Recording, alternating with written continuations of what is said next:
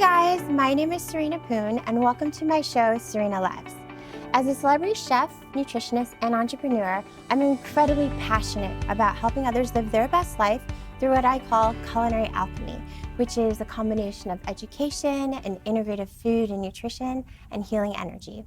So, with each episode, I'm going to share with you the inspiring stories of some amazing guests, entrepreneurs from all different backgrounds, who share their personal journeys and the challenges they overcame to have the success that they have now. And today, I'm so happy to introduce to you Elana Horwich, who is amazing. I mean, she's lived so many different lives with all these different careers. Thank you so much for being here. Thanks for having me, Serena. I'm so happy to be here. So happy. So you have been a high school history teacher. You have been a stand-up comedian, which maybe that's where people will recognize you from. You've led like luxurious experiential culinary adventures in Italy, which sounds amazing and kind of a bucket list of mine. And you have a really successful cooking school. Thank you. And you recently published your life journey in a cookbook. Yes. So, I mean, this is amazing. We have people in our community from all these different backgrounds. You know, we have people who are trying to break it into the entertainment business, who are trying to be authors, who are trying to be teachers. I mean, you've done kind of all of it. So share with us, like, how have you done this? What are these transitions? Where's the start? Yeah, that's a really good question. Thank you. I mean, first of all, I'm going to say that even though I'm so happy that I've had the opportunity and the experience of living these different lives and pursuing these different creative parts of myself, that is not what I really wanted for myself. What I really wanted for myself was, or what I thought I really wanted for myself was sort of the way the rest of my family was, which they went to school and then to grad school and then they pursued those careers. Right. You know, my older sister went right from being kindergarten to cardiology, becoming a cardiologist. And I was like, so I was looking for a way to express my deepest self. Like I wanted to be self-expressed, but I didn't have this like one thing. Like I wasn't like a painter and I wasn't I wasn't just a writer. I didn't know what that writing would be. I had to, it was an entire, ultimately I understood that I needed to write and express and share my journey with people. And I needed to go and find these creative parts of myself. So just for an example, you mentioned me being a stand-up comedian. Yes. Probably nobody actually is going to recognize me from that. That was something that I did on the DL while I was a high school history teacher, and I made sure, so at the same time, and I didn't put anything online because I didn't want my high school students to see it. But what that did for me, I mean, I didn't have career aspirations as a comedian, but it completely liberated me as a writer. It's like an outlet. A huge outlet, and it's probably one of the scariest things you can do. Oh yeah. It's like it's super, super scary. I can't imagine. Improv. And so people, like, what people found funny about me was that when I would talk about my angst. Okay. When I would talk about the stuff that I wouldn't want even my own self to know about myself. It was like the stuff that you're like, God, don't think about that. You know, that's what is funny. So when I understood that was what was going to be funny, I knew that is what I had to bring out.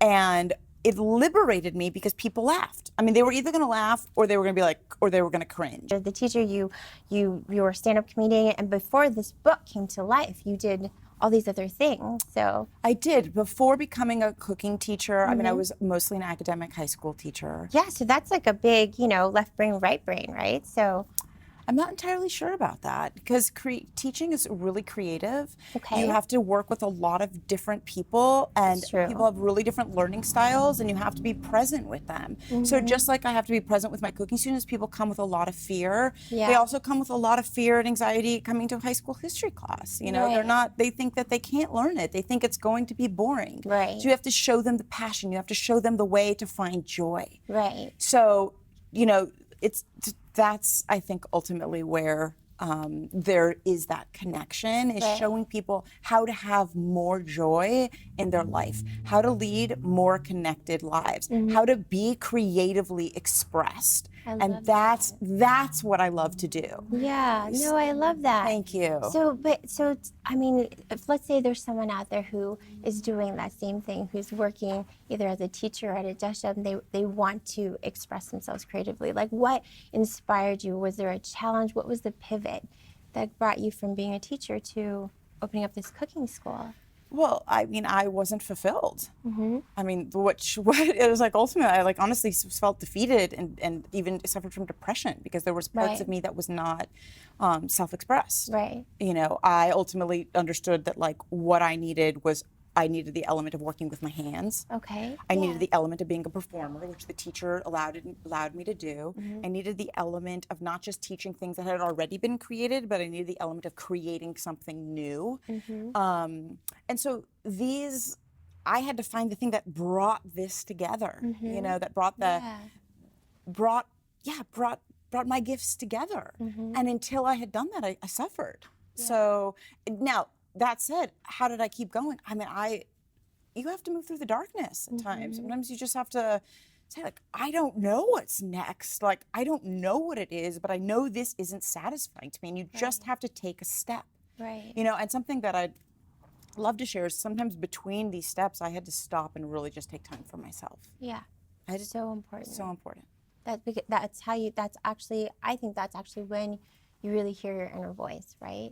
And that's really sort of what guides you and gives you direction. Even though it may sound crazy to open up a cooking school, you know, if you were doing something completely different. Well, I didn't plan to open up a cooking school, by the way, actually. Okay. So when I decided before starting Meal into Spiel, I did this period of doing nothing. I just found myself cooking. I was like cooking and cooking and cooking. Sort of like therapeutically, just for fun. Therapeutically. You know, I lived in Italy for 5 years. Yes, so I want to know more about that. Yes, you know? Yeah. So I had this love. I learned this love of cooking, and I was just like bringing it out. And then one day, a friend offered to pay me to teach her and her mother to cook. Is the short of it. Okay. And so I sent out an email, like lying. Basically, I was like, "There's 2 spots left in a cooking class," and 6 people signed up. And then they all insisted I do it again. So I would never, in my wildest dreams, have thought to open a cooking school. It opened me. That's amazing. So that's kind of how it started then. That's how it started. Like a friend asked you to teach her how to cook, and then it became a thing. Because people needed it. Yeah, that's beautiful. So tell me about Italy, though. I know there's a little story behind that, right? So what brought you there? Well, I had a little bit of an epiphany when I was in college. And in this quiet moment, I understood that it was going to be my purpose to write about life and love. Okay. Now, you know, you think at 20 years old, you know everything, this will happen in a year, you know, but I knew that I had to go and learn about life and love. Like you had to do the journey first. I had to do the journey. And that's when we brought in love and boys and traveling and But adventures. it wasn't and ultimately I understood like it wasn't only about romantic love. It's not the only love that I would, you know, be writing about. Right. You know, that there's self-love, the love that we can share with the world through cooking, for example, and the life is really part of this journey. So I knew that I was going to need to go abroad. Right. That's what I understood. Okay. So I knew that, and I told my parents that I was not going to be going back to the, you know, good university that they sent me to. Right. And my mom freaked out. Of course. Of course. I get that. Yeah. I mean, Jewish mother. She's like, well, you're doing what? You know? Jewish and Chinese mothers. Yeah, they same. get along They're well. like, we talked about that. Like, so the same. So the next day though, this is what I think though. When you, the difference between a true epiphany and a pipe dream is that a true epiphany, the world, the universe will actually open up for you. It's true.